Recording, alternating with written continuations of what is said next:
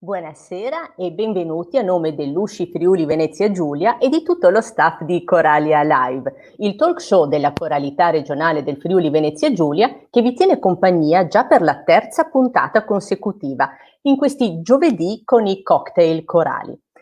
Allora, siccome abbiamo già un pubblico affezionato, sappiamo che staranno aspettando per riuscire a capire e a indovinare magari prima quale sarà l'ambientazione creata dalla nostra redattrice Lucia Vinzi per questa puntata, oppure quale sarà l'assistente di Marco Obersnel, ma soprattutto so che volete un'anticipazione sui contenuti di questa ricca puntata e sono immediatamente pronta per dirvi che l'ingrediente del giorno sarà un ingrediente molto consistente, ovvero il concorso internazionale di composizione corale su testi di Turoldo. I nostri ospiti saranno Daniele Parussini e Raffaella Beano del centro di studi David Maria Turoldo. Poi nella parte che riguarda non solo coro, ovvero cose particolari che fanno i nostri coristi, sappiate che durante la prima puntata avevo lanciato lì una proposta, no? Ho detto, mi raccomando, se avete dei coristi che fanno qualcosa di particolare nei vostri cori, fatecelo sapere. E così, per dire una cosa, ho detto, beh, magari un illusionista, un prestigiatore. L'abbiamo trovato, anche perché immediatamente la mattina dopo un noto direttore di coro della nostra regione ci ha contattati per dirci nel mio coro c'è una prestigiatrice e noi non potevamo non invitarla a Coralia Live. Infatti Nada Carli, in arte Carli Ann, sarà la protagonista della rubrica Non Solo Coro che verrà diretta come sempre da Lucia Vinzi. Mentre invece Marco Obersnel condurrà le voci dal CGR, la rubrica che è dedicata ai giovani del nostro coro giovanile regionale. Oggi avremo un argomento molto interessante, ovvero scienza e coralità. E poi concluderemo come sempre con Pier Filippo Rendina, il nostro regista, e le Usci News. Non vediamo l'ora di iniziare questa puntata. Sigla di rubrica. Coralia, Coralia, Coralia, Coralia.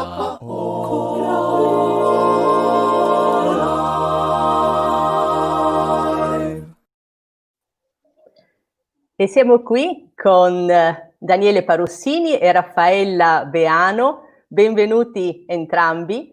Sono membri del centro studi Turoldo, poi vi dirò tutte le funzioni. Oggi parleremo con loro di un argomento molto interessante perché sono appena stati nominati, sono appena stati scelti i vincitori della prima edizione del concorso internazionale di composizione corale su testi di padre David Maria Turoldo, un autore molto amato dai compositori, molto musicale anche nel suo modo di esprimersi e sicuramente un personaggio fondamentale anche nella storia e nella cultura non soltanto della nostra regione ma dell'Italia intera.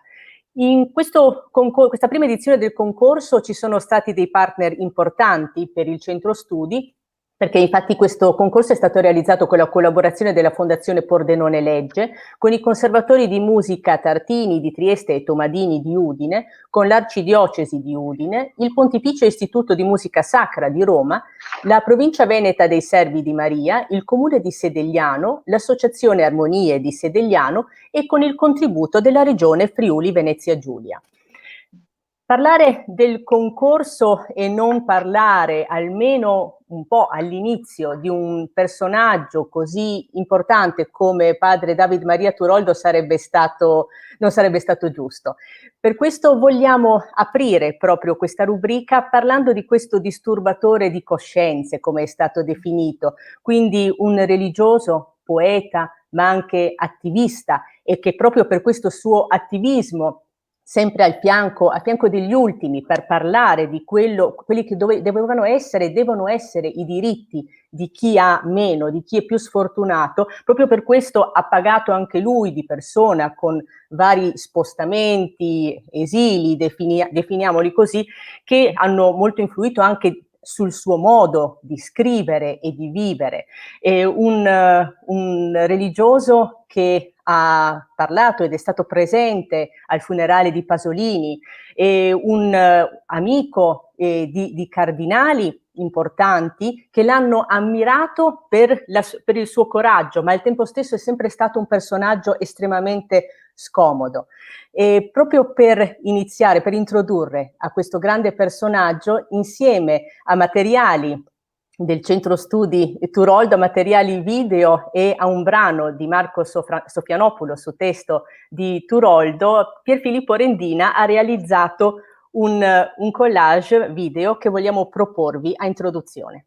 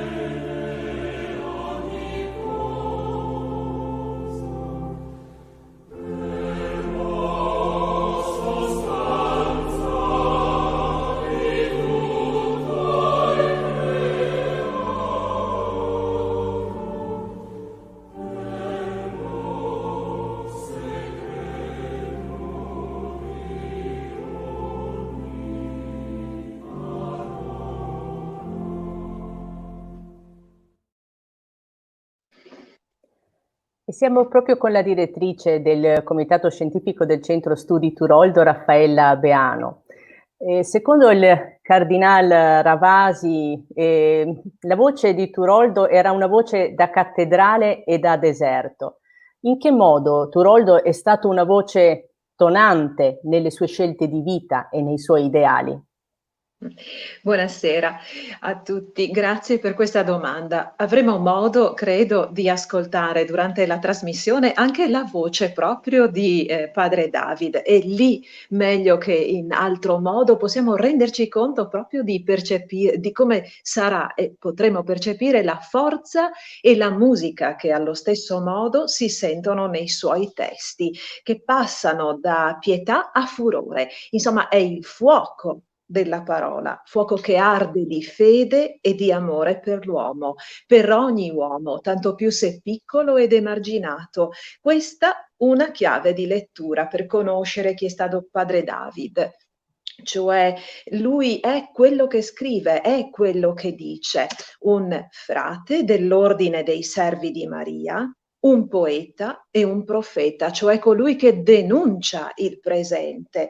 Pensiamo alla ricostruzione dell'uomo dopo la seconda guerra mondiale, al grido per i poveri, di tutto il mondo, contro le stragi, in favore della pace, contro chi distrugge, perché lui ha sempre sostenuto la necessità di salvare il bene, che è il creato.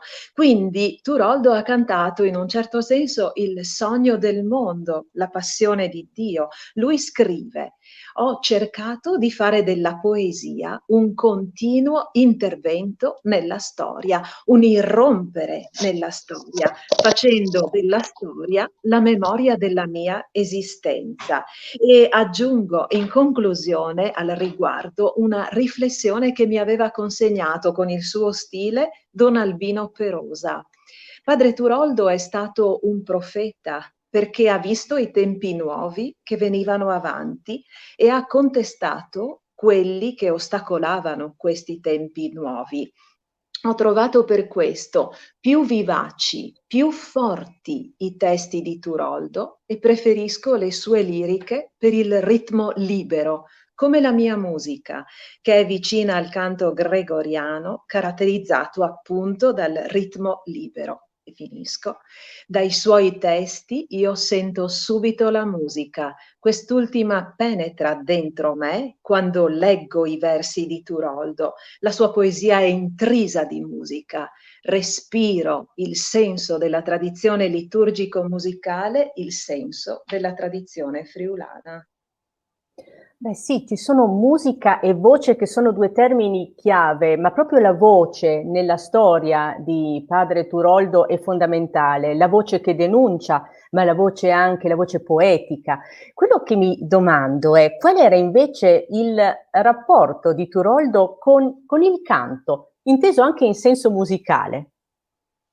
Allora padre David, quando compone, dice, "Io canto" e si mette in orbita l'anima mia del Friuli. Questo è un punto che dobbiamo tener presente. E allora questo colloquio con Dio, questa preghiera, e lui parla anche in virtù del silenzio, un Dio assente, vuoto, ma anche un estremo suono dell'eternità, quindi parola che si compie nella contemplazione della verità e della fede e dell'amore. Così il frate è attirato dalla musica, cresciuto nel canto gregoriano, e quindi scrive: "Giusto pensare che la pienezza dello spirito è sempre affidata all'espressione musicale, pienezza sia della gioia sia del dolore". Per narrare ad esempio la beatitudine ultima, nessun poeta ha meglio che dire: "Allora canteremo, allora danzeremo". E nulla è più orrendo che l'assenza dell'armonia, che poi è assenza di ogni cosa, di ogni bellezza, di ogni gioia, invadenza di stridori, uccisione e morte appunto della musica, simbolo della perdizione. E chiudo: musica, sostanza delle cose, musica, celebrazione estetica del creato, musica, il fiume della stessa rivelazione, essenza della divina sapienza. Quindi un uomo che appunto è frate, è uomo di Dio e non può tacere con quella voce così importante, non può tacere le ingiustizie che lui ogni giorno vedeva appunto accadere nel mondo. Quindi da tutto questo comprendiamo che dedicargli un concorso che porta le sue parole in musica corale, a riversarsi in musica corale, è probabilmente un'iniziativa che gli avrebbe fatto molto piacere, perché anche in vita è stato vicino anche a grandi autori di musica corale, pensiamo ad esempio a Bepi De Marzi. Sì, infatti è proprio lui che ci racconta il periodo della produzione dei salmi a Sottoilmonte, dove, riferendoci proprio a questi esili che padre Davide aveva conosciuto, quello è stato, diciamo quello del periodo conclusivo della sua vita, ma in realtà un periodo intensissimo. Ehm, allora ecco cosa dice: "Chi non ha in orecchio il Signore è il mio pastore", per esempio, lo conosciamo tutti. Ecco, quando c'erano Beppi De Marzi e Ismaele Passoni con padre David, lui diceva: "Dobbiamo facilitare la memorizzazione". E De Marzi sostiene: padre David non sapeva molto di musica, ma possedeva innato e altissimo quel senso del ritmo e del suono che trasforma in poesia ogni pensiero. E quindi Turoldo scrive: "Dio è il primato della bellezza. Senza bellezza è impossibile vivere. Solo la bellezza può ingentilire anche l'animo più cupo e restio, mentre il brutto continuerà a incattivirlo. Dio è la bellezza, splendore di verità e di bene. Conventi brutti è un non senso. Chiese brutte e squallide come le nostre è la fine. Ogni civiltà del brutto è una catastrofe e questa, la nostra, è più brutta di tutte le civiltà. Oggi più che di pane abbiamo bisogno di cantare, di tornare a cantare, di creare ancora. Ecco la forza che ci spinge a proporre il concorso. Meraviglia, quindi cercare la bellezza nel canto e di bellezza ne avete trovata moltissima, perché adesso interpellerò proprio Daniele Parussini, che è stato segretario del concorso. Sono arrivate ben 43 composizioni da tutta Italia, perché adesso leggo l'elenco delle regioni da Lombardia, Puglia, Sicilia, Friuli Venezia Giulia, Lazio, Umbria, Emilia, Veneto, Trentino. È stata una sorpresa anche per gli organizzatori un simile successo. E nel bando era indicato che si poteva scegliere, c'erano 3 categorie, c'era la composizione di un brano per coro a voci pari, oppure la composizione di un brano per coro di voci bianche, oppure la composizione di un brano a uso liturgico. Adesso vi dico anche chi c'era in giuria, che così poi passiamo immediatamente anche ai commenti proprio sul concorso. E il presidente di giuria era Domenico Clapasson, che sicuramente ci sta guardando in questo momento, che salutiamo. Poi c'erano Carlo Pedini, Renato Miani, Vladimir Matesic, Glauco Venier, Roberto Brisotto e Fabrizio Fontanot. Ma chi sono stati i vincitori? Daniele Parussini. Bene, buonasera a tutti, grazie dell'ospitalità. È stata sì una sorpresa ricevere tante composizioni, perché è un periodo difficile come quello che stiamo vivendo della pandemia, ma soprattutto perché Turoldo, come abbiamo sottolineato, ha dei testi difficili e quindi anche musicarli non era una cosa semplice. La scelta che abbiamo fatto è stata mirata e ha portato a dei vincitori che la commissione ha fatto anche fatica a individuare, perché le composizioni erano tutte di livello. Do subito quindi i nomi dei vincitori per categoria. Sottolineo il fatto che i compositori si sono presentati attraverso un motto identificativo, quindi non con il loro nome e cognome, e quindi le composizioni sono state viste dalla giuria in formato anonimo, solo identificate con un motto. Pertanto, per la sezione A, relativa ai cori a cappella, la composizione vincitrice è risultata Alce Azzurra di Marianna Cito, una giovane compositrice udinese. Sono state segnalate 2 composizioni, F12 di Fabio Luppi di Bologna e Nel silenzio musica di Daniele De Carolis di Lecce. Per la sezione B invece, composizione per cordi, voci bianche ed accompagnamento strumentale, è stata giudicata vincitrice la composizione Gutta cavat lapidem di Giacomo Gozzini di Brescia. Sono state segnalate le composizioni Cangiante di Paolo Orlandi di Trento e Zagreus di Walter Temel di Udine. Per la sezione C invece la composizione liturgica per assemblea, scola ed eventuali ottoni con accompagnamento d'organo, la commissione ha ritenuto di attribuire il premio alla composizione Eterne Rerum Conditor di Davide Mutti di Bergamo. Invece sono state segnalate le composizioni Arnaud di Alessandro Manara di Cremona e Spavaldix di Aldo Castenetto di Verona. Quali sono gli elementi, secondo voi, di ispirazione per i compositori nei testi, nel modo di scrivere di Turoldo? È una questione di stile, di musicalità, di contenuti?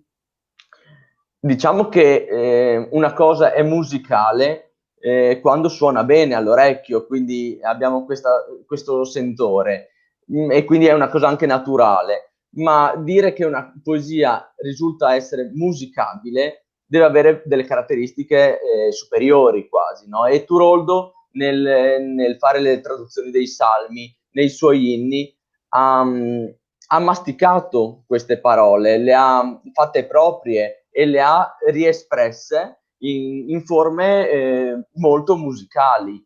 Diciamo che i testi poetici come l'endecasillabo che possiamo utilizzare in Turoldo ha una valenza ulteriore, insomma, no? Quindi i compositori trovano in certi testi, soprattutto in quelli che abbiamo scelto, tratti dalla raccolta degli oltre 1100 inni, oppure dai salmi, che sono le traduzioni metriche dei salmi proposte da Turoldo, e in collaborazione con il cardinale Ravasi, che ha posto la sua prefazione, hanno un significato musicale ulteriore. E pertanto la difficoltà è nel contenuto che viene espresso da un vissuto suo che è diverso, e quindi renderlo proprio a distanza di molti anni è questo anche il significato ulteriore che abbiamo voluto dare al concorso, perché è un rimusicare, ridar vita a delle parole, ecco. Ma c'è stato un criterio secondo il quale avete scelto determinate poesie per essere musicate? Un criterio è stato quello di trovare dei significati che ci sembravano più opportuni anche dal punto di vista dei tempi liturgici o dalla profondità, ecco. Ovviamente su un corpus letterario così ampio abbiamo dovuto fare una selezione, perché i testi presentati erano una ventina, quindi non una vasta scelta, ecco. Abbiamo trovato, e la commissione ha fatto pervenire anche questa sottolineatura, che la scelta dei compositori è stata mirata, diciamo questo, si sono orientati verso degli estremi, se possiamo dire così. Per esempio la composizione natale, quindi la nascita, un rinascere anche dell'uomo, e la morte, il silenzio, quindi dei contenuti che hanno anche un'ispirazione, una suscettibilità diversa, ecco, quindi hanno creato un'ispirazione nei compositori, questi due opposti, ecco, così possiamo dire. Ma visto che abbiamo parlato anche di questi versi, vorremmo anche proporli ai nostri spettatori, e proprio Raffaella Beano ha preparato proprio uno dei testi che sono stati musicati per il concorso, quindi le lascio la parola. Cosa ascolteremo? Lasciamo la notte alle spalle, da Il canto della rana, musica e teologia nella Bibbia, edito da PM 1990. Lasciamo dunque la notte alle spalle, canti di gloria salutino l'alba, mentre la terra si dona alla luce e ogni cosa ritorna alla vita. Così la grazia ci inondi e ristori, ricolmi i cuori di canti e speranza. La sua parola ci riapra la strada nella foresta di vie e di case. Così la gloria di Dio si effonda come la luce sorgente all'origine. Così gli uomini godano insieme di questo crescere di Dio sul mondo. Grazie, beh, un applauso alla direttrice del centro, che è anche un'ottima lettrice, ecco. Carina, E l'ultima domanda proprio per Daniele: c'è stato qualche commento che ha fatto la giuria rispetto alle composizioni pervenute? C'è stato qualche elemento comune, oltre al fatto appunto di scegliere questi estremi? Hanno espresso apprezzamento per il livello generale? Assolutamente è stato espresso un alto gradimento per le composizioni pervenute. Diciamo che sono rimasti tutti sorpresi, ecco, dall'alto numero di partecipanti, e questo sì, e hanno dato, ecco, un input, quello che possiamo chiamare un input al centro studi, di continuare a proporre anche il prossimo anno il concorso, in quanto è attuale, ecco. Turoldo a distanza di 30 anni risulta ancora attuale e suscita ancora emozioni e ispira compositori, quindi assolutamente ci hanno invitato a perseguire questa strada, quindi stiamo già lavorando alla seconda edizione, quindi appena avremo informazioni vi informeremo, e così potrete dare notizie anche voi. Oltretutto mi hanno detto, è arrivata voce, che nella seconda edizione l'Usci Friuli Venezia Giulia rientrerà Sarà nel lungo partecipe. elenco di prestigiosi partner di questo concorso. Quindi ecco, Assolutamente, abbiamo anche il vostro presidente Carlo Berlese che sarà membro di giuria, quindi abbiamo già iniziato a prendere contatti, non svegliamo tutti i nomi, però è uno dei nomi autorevoli che sarà presente e vi ringraziamo e ringraziamo lui. Sì. Allora, in tutto questa bellissima chiacchierata sul concorso manca una voce, manca quella voce tonante, quella voce da cattedrale e da deserto, quindi prima di salutarci per questa prima rubrica abbiamo una clip nella quale ascoltiamo le parole e la voce di padre David Maria Turoldo.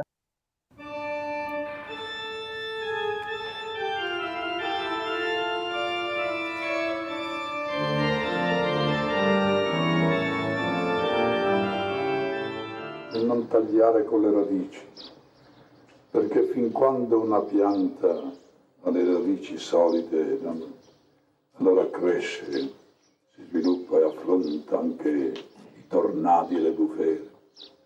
Ma se appena appena c'è un rallentamento e tanto più se è uno strappo, un taglio con le radici, la pianta non resiste più e muore. È questo che mi auguro per tutti voi e per me stesso, anche per non tradire quel capitale di miseria immensa che abbiamo alle spalle e di cui ci siamo arricchiti. Perché io vi dico subito, la mia battaglia non è mai stata contro la povertà, ma è sempre stata contro la miseria.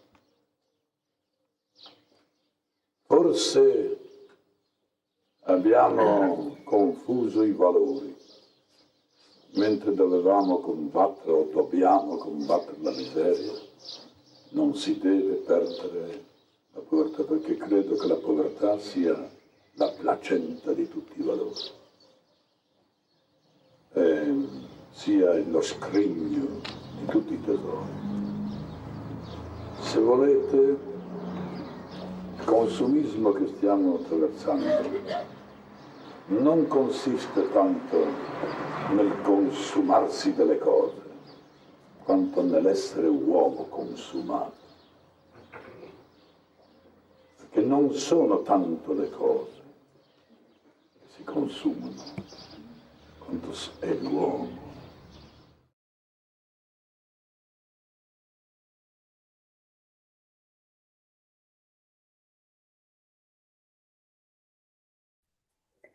E questa era la voce e il pensiero di padre Turoldo, che questa povertà l'ha conosciuta nella sua infanzia, quando raccontano anche appunto delle storie per cui a casa magari si mangiava la polenta, il papà gli diceva: beh, immagina che sia formaggio, ecco, per variare l'alimentazione e la dieta di quel giorno. Ed è proprio per questo e da questo che è derivata veramente questa missione di vita, che ha declinato in mille modi, anche con un grandissimo talento di oratore e di artista, di poeta, apprezzato da grandi intellettuali della sua epoca e della nostra epoca, perché non parliamo in fondo di tantissimo tempo fa. E sono sicura che tutto questo ha anche coinvolto anche voi due, che poi Raffaella e Daniele, che vi siete dedicati anche a questa attività al centro Turoldo. Probabilmente c'è un legame anche in qualche modo personale e molto, molto intimo alle parole e al pensiero di quest'uomo, vero? Giusto una battuta proprio sul vostro rapporto col personaggio di padre Turoldo, una battuta breve, Raffaella. Beh, ho avuto veramente l'onore e la fortuna di conoscerlo molto da vicino, perché la nonna e lui erano cugini e veniva sempre in Friuli, ospite della mia famiglia, quindi fin da piccola ho imparato a conoscerlo. E Ha sempre avuto una grandissima passione per il canto, quindi tutti i miei studi sono stati poi universitari, così instradati in quella direzione. Lui appunto diceva del nostro Friuli che, la voce che ci portiamo dentro è quella della fede e della villotta.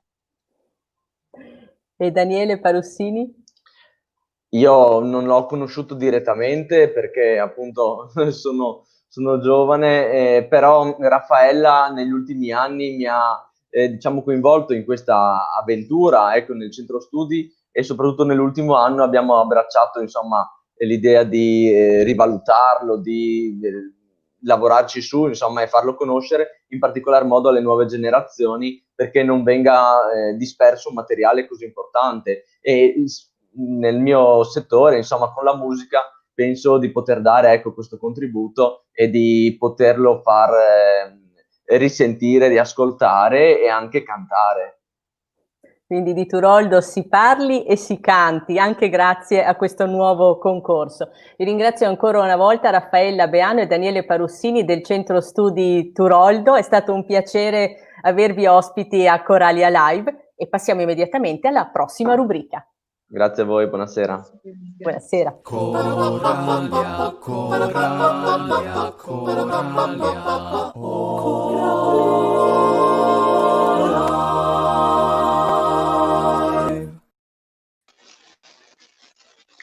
Ed eccoci qua, buonasera, abbiamo girato decisamente pagina. Siamo nella rubrica Non solo coro, che come sapete va a cercare dietro le quinte della coralità regionale mestieri, hobby, passioni particolari. Come diceva Rossana, abbiamo detto, ma sì, potrebbe essere un prestigiatore, mai pensando di trovarlo, invece sì, l'abbiamo trovato. Anzi, l'abbiamo trovata e con noi Nada Carli, che ringrazio veramente di cuore per la sua presenza, che fa la prestigiatrice, si può dire, no? Prestigiatrice. Fare il prestigiatore non è una cosa semplice, no? Come fare il corista è uno stile di vita, credo che anche fare il prestigiatore implichi un grande impegno, una grande passione e soprattutto un studio e lavoro. E come il coro è anche una cosa che si fa davanti a un pubblico. E il prestigiatore è un creatore di illusioni, è una persona capace di muovere le mani, quindi ha la destrezza delle mani, ha abilità, ma anche creatività, sensibilità, poi anche, credo, capacità di improvvisare, invenzioni, insomma, tantissime qualità. Quindi prestigiatori si nasce o si diventa? E tu cosa si fa per diventare prestigiatore? In particolare tu cosa hai fatto per diventarlo? Innanzitutto, buonasera a tutti. Sono molto felice di essere stata invitata a questa serata, intanto. Si nasce e si diventa. Diciamo che c'è la predisposizione per l'arte che si nasce, poi si diventa perché il prestigiatore si diventa, perché dietro c'è tutto uno studio abbastanza importante, ecco. Io sono nata come corista, quando sono nata sapevo già cantare praticamente e man mano col tempo ho cominciato a cantare nei cori e poi a un certo punto con una telefonata mi è stata messa davanti la possibilità di aiutare un mago Vicky. Quindi ho colto l'occasione perché logicamente nata come persona da palcoscenico non potevo rifiutare. E quindi da lì è nata la passione, prima come aiutante del mago. Eravamo 4 ragazze con il mago Vicky e dopo un nostro concorso che abbiamo vinto io mi sono innamorata, diciamo, folgorata dalla magia, dalla manipolazione in realtà. Ho visto un mago, un manipolatore e mi sono detta, ah, io voglio fare questo. E da lì è nato tutto, una passione totale e mi sono messa a studiare prima teatro, come ci si muove in scena, come si guarda il pubblico, come si mostra gli oggetti, come vivere il palcoscenico. E poi pian pianino ho cominciato a studiare gli oggetti, la magia, la tecnica. e là era veramente dura, per questo dice non è che si nasce ma si diventa, perché dietro c'è tutta una serie di studi, veramente di impegno veramente molto molto forte. Io in periodo, ad esempio, tra 16 e a 20 anni ho studiato a casa magia, la sera, tutte le sere, per 3 ore, 4 ore, 5 ore, finché non ero esausta, e poi ho debuttato con questo numero di manipolazione e ho avuto successo subito perché era un numero molto ben impostato sia teatralmente che anche tecnicamente, quindi ho incominciato a fare i concorsi e li ho anche vinti. Quindi era, diciamo, tutto in crescendo. Innanzitutto subito, appena incominciato, ho vinto la Bacchetta Magica, che è un concorso nazionale, e da lì, nei prossimi, non so, 2 anni, ho incominciato a vincere anche concorsi internazionali, un primo premio a Saint-Vincent, un primo premio di manipolazione a Saint-Vincent, poi a Linz in Austria in congresso internazionale il primo premio di manipolazione e anche il Gran Premio, e questo mi ha aperto praticamente tutte le porte degli spettacoli magici a livello molto alto durante i congressi magici, e quindi facevo parte di questi spettacoli internazionali di magia, così. Poi, Che bello, ma è un mondo sì, praticamente, questo è tutto un è un mondo, mondo questi a concorsi. parte, è un mondo Sì, veramente a davvero. parte. Sì. E tu Mhm. quando parli di manipolazione in particolare a cosa ti riferisci? Perché credo sia un termine più tecnico, insomma. Sì, sì, praticamente la magia è divisa in varie parti, varie categorie, diciamo. Ci sono le grandi illusioni dove i maghi hanno queste scatole giganti, tagliano la donna a metà, la dividono, la fanno volare, così. Poi ci sono altre cose come la magia generale, quelle magie che si fanno con le scatole, con i foulard, con cose così medie, con le colombe, ad esempio, no? C'è la manipolazione si fa tutto con le mani. Non Con le esistono altri trucchi, i trucchi si fanno con le mani, quindi è solo destrezza manuale. Quindi per questo dicevo prima che facevo ogni sera non so quante ore di allenamento con le mani, con gli oggetti, quindi è una cosa molto molto difficile, ecco, ci vuole tanta passione, ecco, per fare una certo, ma anche, manipolatrice. immagino anche tanto allenamento, perché comunque si tratta Tanto, di tanto. acquisire dei movimenti e delle cose. Io, c'è una cosa in particolare che mi interessa sempre e volevo chiedere, due in realtà, una te la chiedo adesso. Una è quella del fatto del distrarre lo sguardo, no? Perché penso che molto si basi su questo, cioè voi fate i vostri trucchi, diciamo, che detta così non è tanto bella, ma magari ne parliamo dopo, però è il trucco più grande, o comunque l'impegno più grande, credo sia quello di portare lo sguardo di chi guarda, dello spettatore, da un'altra parte, in modo che possa vedere quello che vuoi tu e non quello che vuole lui. Anche se, cioè, o meglio, ancora più profondamente, cioè farlo pensare di guardare quello che vuole lui, ma non è così. Come si fa a fare questo? Cioè, come Beh, si fa a tenere il pubblico in maniera così forte? Perché non è una cosa da poco. Credo che tu hai detto prima che hai studiato anche come si sta in scena, come si occupa uno spazio, come ci si muove. Credo che sia una cosa importante questa, no? Per uno che fa un lavoro di questo tipo, dove il pubblico deve per forza andare dove vuoi tu. sì, beh, allora, lo sguardo, diciamo, non è proprio un trucco del mestiere del mago, è il trucco del No, no, mestiere certo. degli attori in generale, degli attori, Sì, di chi sì. fa conferenze, degli oratori. Quindi non è questione il mago, lo sguardo del mago. Bene o male, se la cosa più importante è catturare l'attenzione di tutte le persone che ci sono eh, in platea, quindi tutti, dal primo, da quelli che sono su, da quelli che sono giù, devono sentirsi attratti dal tuo sguardo, quindi loro, praticamente la loro concentrazione verrà su di te. Il problema è quando si fa, ad esempio, la manipolazione, sono oggetti piccoli, quando si sta su un palco grande, in un teatro da 500-800 persone, un oggetto così piccolo è difficile vederlo. Quindi il trucco, diciamo, tra virgolette, sta il fatto di far concentrare lo sguardo verso l'oggetto. Quindi quando tu guardi l'oggetto, perché anche devi controllare il pubblico, ma quando guardi l'oggetto, il pubblico lo guarda e deve guardare. Il trucco è proprio qui, nella mano del manipolatore. Non è, cioè, il trucco sta di far attirare tutta l'attenzione sulle tue mani, no?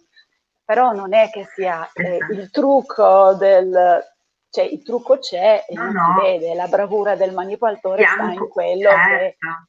il trucco non si vede, quindi Siamo comunque così, no? in un ambiente, diciamo così, in un contesto che possiamo chiamare teatrale, no? Quindi tutte Sì, quelle sì, tecniche o assolutamente, comunque assolutamente. Diciamo, devono essere padroneggiate, no? Da chi è sul palco, comunque, esatto, il insomma. mio numero, ad esempio, è un numero comunque di 10 minuti che lavoro con oggetti piccolissimi, palline, stelline, cuoricini, cose così. Però è un numero teatrale che si fa in un teatro Certo. grande, no? Quindi per Sì, quello sì, sì, chiaro. l'attenzione deve essere, bisogna comunque ogni volta catturare tutta l'attenzione del pubblico per poter avere successo, perché quando qualsiasi persona, anche teatro, se tu incominci a parlare guardando in basso così, perdi il pubblico e poi si perde tutto. Ecco, per Certamente, questo certamente. lo sguardo è in realtà il trucco del mestiere di tutte le persone che lavorano davanti al pubblico, ma anche il coro, bene o male, Esattamente. se i coristi incominciano a cantare guardando per aria e fa del palco, non sono più concentrati, il pubblico diventa un pochino più distratto e non è più la stessa cosa come un concerto col coro tutto concentrato sul direttore, no? Infatti mi hai anticipato una domanda che ti volevo fare perché volevo proprio portare l'attenzione su questo ed è molto vero questo aspetto. Prima di chiederti proprio il rapporto specifico col coro, perché so che certe cose le hai fatte anche, hai messo a disposizione la tua arte, diciamo, anche alle performance corali, volevo dirti, prima dicevo, no? Trucco, non mi piaceva tanto la parola trucco, no? Perché di fatto sembra che un illusionista, un prestigiatore sia uno, tra virgolette, che imbroglia, no? Io non penso che sia questo, perché in realtà credo che sia sì, che ci sia un inganno, ma che sia onesto, pulito, nel senso che quello che viene ricercato è la sorpresa, la meraviglia, non è che l'idea non è quella di imbrogliare il pubblico, ma di portarlo a essere sorpreso, ad essere meravigliato e stupito di un qualche cosa. E così immagino, no? Ma Cioè, sì, non ma è... eh, in realtà il trucco è soltanto una via per divertire il pubblico, no? Il trucco è soltanto certo, una piccola parte di tutto il mondo magico del teatro, scenografia, sì, su come si sta in scena, su come si presenta in certo, scena, no? Ci sono tante, tante altre cose, no?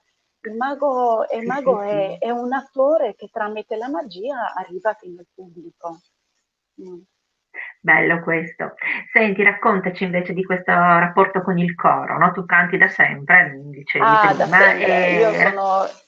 Quando ecco, sono nata ho già cantato praticamente prima di incominciare a parlare. Già a 5-6 anni con mia sorella e mia mamma cantavamo tre voci, quindi mia mamma era comunque anche lei direttrice di cori e quindi io poi ho cominciato alle medie a cantare nel coro di voci bianche della Grazia Matica con Storia Ancure. E poi niente, poi a un certo punto a 20 anni ho dovuto smettere perché dovevo scegliere o coro o magia, quindi la mia vita è intrecciata così col coro, magia, un po' insieme, un po' il coro, così. Poi, e insieme cosa avete fatto? insieme, allora, una cosa sola in realtà. Una cosa Eh, sola abbiamo fatto. Intanto adesso canto nel gruppo femminile, il gruppo vocale femminile di Barcola, e abbiamo fatto nel 2017 per il Coro Vivo un programma di Evi Daneu, e una delle canzoni era Supranze, che sarebbe le streghe, le streghette.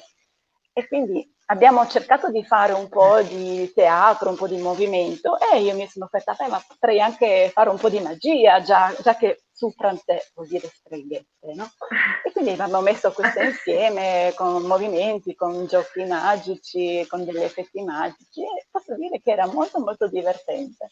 E magari faremo ancora, ecco, Immagino. speriamo. Certo, ma questo ha un effetto, immagino, su chi canta, no? Avere in scena anche qualcuno che fa delle altre cose. Allora, è una cosa strana perché cantare, allora, quando si canta la gente guarda e ascolta il canto, mentre quando si canta e si fa magia è successo che durante la canzone hanno incominciato a applaudire, e questo non è che mi piaceva molto. Quindi queste due cose insieme devono essere studiate molto bene, Bisogna studiare perché meglio la il gente rapporto tra le due guardava i cose, trucchi, sì. ascoltava la musica, ma non ho ben capito qual era la parte principale. L'equilibrio, Probabilmente certo, era certo. equilibrata, però comunque è difficile, molto difficile. Il pubblico era Certo, è difficile anche meravigliato perché e erano contentissimi, veramente, perché era una cosa sì, completamente sì. diversa da quello che si Credo sente. che la difficoltà sia anche nel fatto che, come dicevi tu prima, no? Anche il coro deve sapere di essere sul palco, di essere presente, ma a volte non succede questo, no? E quindi magari perdendo il contatto del coro, il coro perde il contatto con il pubblico, tu sei più abituata a farlo e quindi il pubblico guarda te perché lo sai fare, credo che Sì, sia sì, così. certo, Io sarei certo. ancora a chiederti delle cose, sono molto curiosa, mi è Sì, piaciuto moltissimo certo. parlare con te, solo che purtroppo dobbiamo Ah, passare peccato. all'altra rubrica, mi dispiace. Comunque, grazie infinite a Nada Carli per essere stata con noi stasera e insomma adesso che sappiamo che ci sei, magari ti seguiremo un po' più da vicino. Grazie molte e via alla prossima rubrica a Marco Obersnell. Mille grazie, Buonasera. arrivederci, buona serata. Coralia, Coralia, Coralia, Coralia.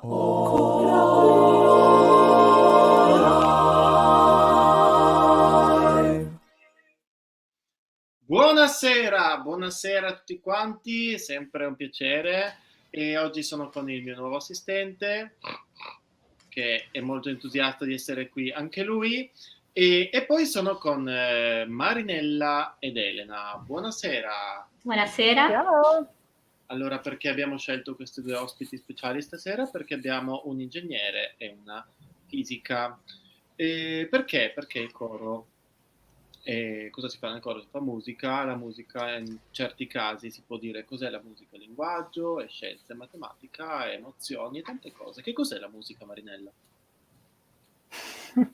La musica è tutto, la musica è proprio tutto, è una compagna dei momenti belli, nei momenti difficili, nei momenti di studio, quando si cerca la concentrazione, ci si rivolge, ci si rifugia nella musica, quando si cerca la distrazione ci si rifugia di nuovo nella musica, quindi la musica è una compagna che non ci lascia mai.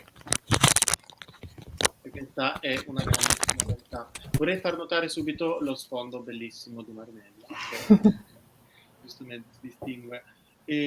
Marinella, raccontaci un po', tu sei laureata in ingegneria, giusto? Sì, io ho studiato ingegneria civile, mi sono laureata nel 2016, poco prima proprio di fare le audizioni per il CGR, e ho lavorato per qualche anno come ingegnere civile strutturista, quindi proprio mi occupavo della modellazione, del calcolo e del disegno delle strutture fondamentalmente in cemento armato e in acciaio. Quindi diciamo che ho fatto quello che ci si aspetta nella figura dello stereotipo dell'ingegnere. Mentre adesso mi sto dedicando più alla parte amministrativa, un po' per completare la mia formazione. Quindi un ingegnere a tutto tondo, insomma. Ingegnere. dovete sapere che quando nel CGR, adesso mi direi se anche nel nuovo CGR, in realtà il nuovo CGR purtroppo ha fatto poche prove, vista la situazione pandemica incredibile, ma lo scorso CGR Marinella era quella che a un certo punto diceva: ragazzi, fermi tutti, adesso vediamo le disposizioni, gli spostamenti, come stare sul palco, e noi eravamo lì che pendevamo dalle sue labbra perché degli ingegneri ci si fida. Facciamo bene a fidarci degli ingegneri, Elena, secondo te? Oddio, questa... non potete mettermi questa domanda davanti. Io alzo le mani agli ingegneri loro e ai fisici il nostro. Siamo assolutamente figure per me diverse. Ingegneri, sulla pratica io mi fiderei. Però sulla teoria... Appunto, se c'è qualcosa per cui si differenziano, penso, gli ingegneri e i fisici, è proprio che noi tendiamo a guardare anche le dimostrazioni, la parte teorica, ma siamo, diciamo, un pochino più vicini ai matematici, senza offendere nessuno. Attenzione che poi prossima volta invitiamo anche un matematico, sperando che ci sia, poi abbiamo ulteriori zizzanie qua. No, scherzo. Ma quindi tu sei una fisica improntata verso la fisica teorica? No, io sto facendo il terzo anno della facoltà di fisica, quindi non sono ancora laureata, però sono improntata verso la fisica della materia. Quindi... sperimentale? praticamente c'è l'indirizzo sperimentale della materia, poi vabbè della terra, fisica medica e teorica. Sperimentale sarebbe più qualcosa di microscopico, della materia invece è più vicino alla chimica, pensare a proprio come utilizzare dei materiali particolari, come costruire anche delle cose che adesso magari non immaginiamo neanche di poter costruire, quindi più sul pratico e più sul grande, diciamo. Ok, quindi una via di mezzo tra un matematico e un ingegnere. Sì. Ah, dai, più o meno. Adesso chiederò a Marinella, che prima mi parlava di come si fa, che lei appunto ingegnere civile, poi la parte amministrativa, poi... Quanta ingegneria c'è in un coro?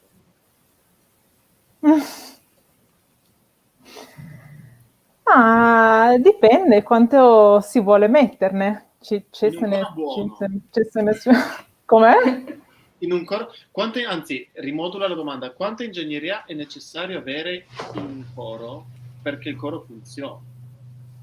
Cioè, come possiamo utilizzare il tuo lavoro? L'ingegneria va presa a piccole dosi. Bisogna lasciare a chi si sente di essere più scientifico, più ingegneristico, più rigido il suo compito, e che deve essere compensato ed equilibrato invece dagli spiriti più liberi, più artistici, ma insomma anche l'ingegneria ha il suo fascino. Prego? Un ingegnere può essere un artista. Sì, no, infatti. Quindi dobbiamo trovare un giusto equilibrio. Quello ci vuole sempre. Invece, Elena, che cosa ne pensi? Beh, conta che io stavo per iscrivermi a ingegneria, ho fatto il cambio 2 settimane prima, tipo ho deciso all'ultimo, perché mi sono proprio chiesta, io sono sempre stata una persona molto creativa, quindi mi sono proprio chiesta, ma ingegneria, fisica, cosa mi porta più a tenere la mente, appunto, diciamo aperta a tutto, anche alla base di come è costruito il mondo e la materia. E quindi da lì ho scelto la fisica. Quindi io vedo la fisica dappertutto, vedo arte nella fisica, anche creatività. Cioè, in qualsiasi apparato sperimentale devi avere un'idea geniale che nessuno ha avuto magari. Quindi per me scienza e arte vanno assolutamente a braccetto. E scienza e coro? Beh, di sicuro c'è tantissima fisica in un coro, per non parlare solo anche, cioè, chiaramente tutta la fisica del suono, e sicuro poi, vabbè, sì, cioè, sicuro. Chiaro.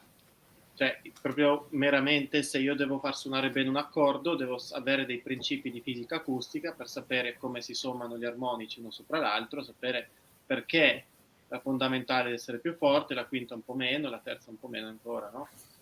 Devo sapere come si devono compensare le voci chiare, le voci scure, eccetera, eccetera. E questo è fisico. Sì, è una questione di frequenze anche tanto, quindi sì. Quindi sicuramente dal punto di vista della fisica acustica, cioè un direttore deve avere dei principi di fisica acustica anche senza magari sapere la teoria, ma sapere la pratica e che questa cosa funziona. Poi magari perché funziona lo lasciamo a voi, però bisogna avere un minimo di infarinatura. Sì, anche banalmente la disposizione del coro a semicerchio viene da lì, oppure mettere davanti un certo tipo di voci rispetto ad altre per metterle in luce, sta tutto lì, insomma. Ho un coro spazializzato che fanno tanto di moda, questi concerti con i cori spazializzati. Sì, è una questione di effetto alla fine, di quello che si vuole creare. Ho un'acustica particolare, in chiesa abbiamo un'acustica, in teatro abbiamo un'altra acustica. C'è tanti elementi di cui spesso non si parla, ma sono molto importanti. Ma parliamo più di coro, parliamo appunto del coro giovanile regionale. E Marinella, sei una veterana del coro giovanile regionale, giusto? Quindi Già. parlaci un po' di com'è che sei finita a cantare nel CGR nel 2016. Proprio perché avevo appena concluso il mio percorso di studi, quindi mi sentivo un po' più libera, avevo un po' più di tempo a disposizione. Mi è arrivata casualmente la notizia appunto della creazione del coro giovanile e così un po' per sfida, un po' per appunto provare qualcosa di nuovo, ho detto vabbè buttiamoci, vediamo come va.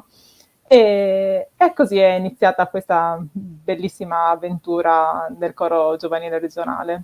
Che poi tu sei comunque, cioè eri già, cantavi, suonavi, una musicista, avevi studiato. Sì, io ho iniziato a cantare da bambina, come penso tantissimi ragazzi del CGR nel mio paese, e poi ho avuto la fortuna di iniziare a studiare musica nel Centro Culturale Amici della Musica di Villalta, dove tuttora bazzico, e ho iniziato a studiare il flauto traverso e poi sono entrata in conservatorio a Udine e quindi insomma ho fatto un bel percorso anche di studio musicale a prescindere dall'esperienza corale. Però quella del CGR è stata la prima esperienza appunto di coro misto. Io ho sempre cantato in cori femminili, però in realtà molto più amatoriali, e quindi appunto quella del CGR è stata l'esperienza appunto più interessante dal punto di vista corale.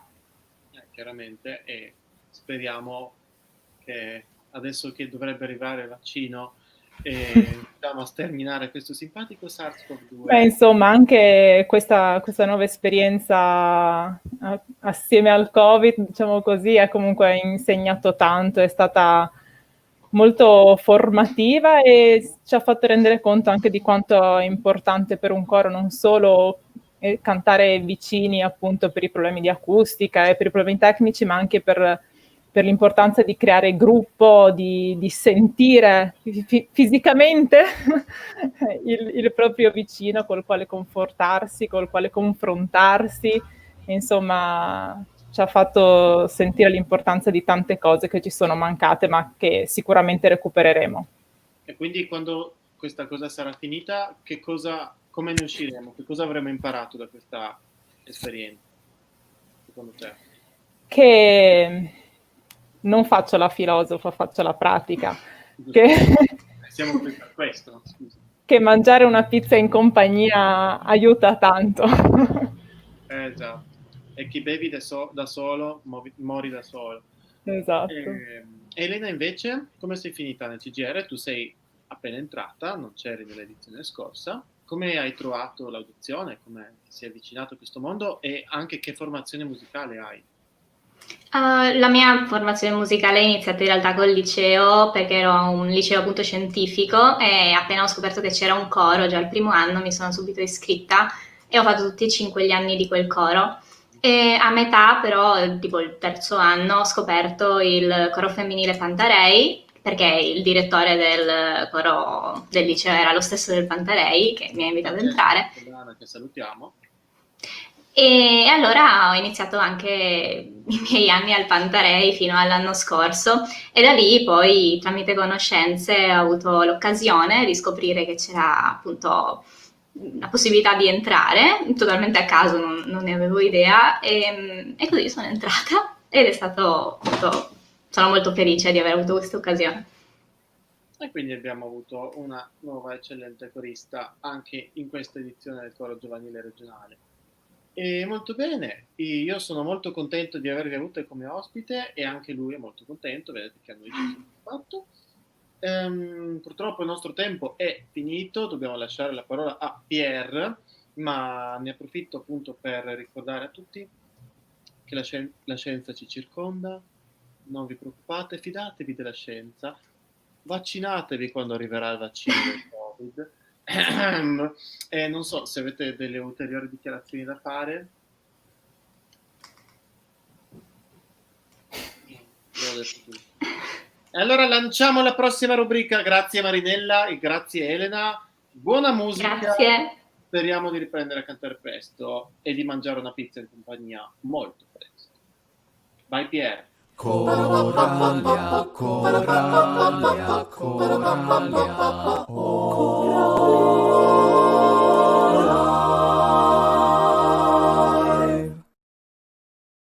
E buonasera a tutti e ben ritrovati nello studio virtuale di Coralia Live. Ringrazio tutti gli ospiti di questa serata che mi hanno preceduto, ringrazio Obi che ha lanciato questa rubrica. Il tempo stringe, abbiamo superato i 60 minuti di trasmissione e quindi sarò quanto mai spedito nell'illustrare quelle che sono alcune piccole novità. Non ci sono grosse cose, ovviamente sappiamo che questo è un periodo un po' particolare, è un periodo un po' anomalo, ma questa domenica 21, è la prima d'Avvento. Cosa succede solitamente nel periodo d'Avvento? Sicuramente molti dei nostri spettatori si staranno domandando che ne è della 20ª edizione di Nativitas, canti e tradizioni natalizie in Friuli Venezia Giulia. Che dire, ovviamente la risposta viene un po' da sé, nel senso che in questo periodo di sospensione di tutti gli spettacoli e tutti gli eventi in presenza, il cartellone di Nativitas ovviamente non può essere realizzato nella sua forma tradizionale. Va detto a onor del vero che la nostra associazione a suo tempo ha lanciato il bando e molti cori si sono attivati per proporre e realizzare appuntamenti secondo le normative in quel momento in vigore, parliamo del mese di ottobre, quando ancora era possibile organizzare eventi.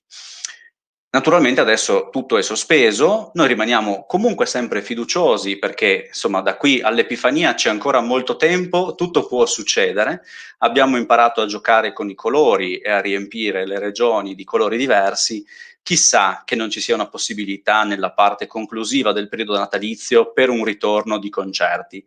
Nel frattempo però non vogliamo lasciare in silenzio le prime settimane d'Avvento e quindi abbiamo lanciato come associazione un appello a tutti i cori iscritti al progetto, a tutti i cori che hanno aderito al progetto Nativitas quest'anno, di inviarci registrazioni audio e video che saranno pubblicate nei prossimi giorni, nelle prossime settimane, in streaming sui nostri canali social, Facebook, YouTube e pubblicati sul nostro sito internet per allestire un cartellone virtuale sulla falsariga di ciò che è stato fatto anche nel periodo pasquale quaresimale con il cartellone di Pascalia 2020.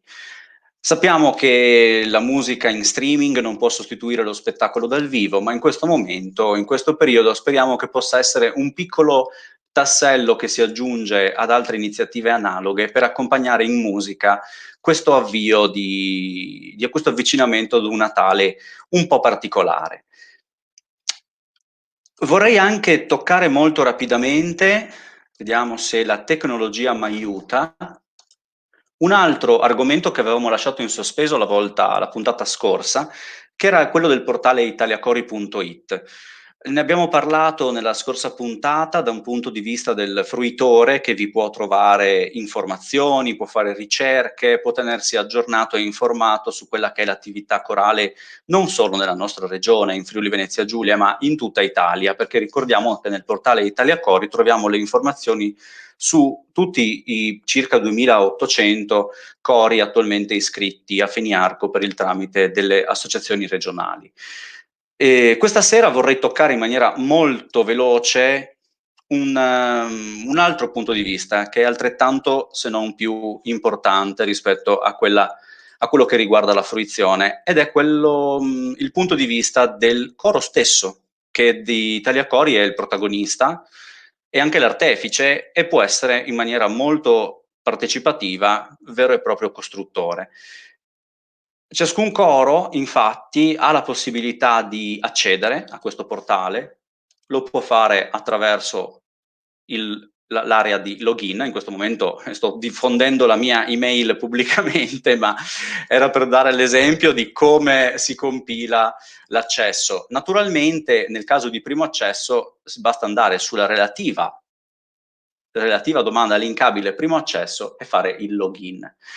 E quello che adesso non vorrei entrare troppo, perché non è questo il contesto per entrare nel merito di come si aggiorna la pagina del proprio coro su Italia Cori, e soprattutto perché non voglio farlo adesso, non solo perché l'ora è tarda e perché la trasmissione volge al termine, ma perché Feniarco, la federazione nazionale che ha costruito questo portale sulla base dell'archivio dei dati di tutti i cori associati, proporrà proprio nelle prossime settimane, parliamo del mese di dicembre, un paio di incontri, di webinar aperti a tutti i cori italiani, liberamente e gratuitamente, e in questi webinar su piattaforma Zoom saranno illustrate tutte le potenzialità di questo straordinario strumento.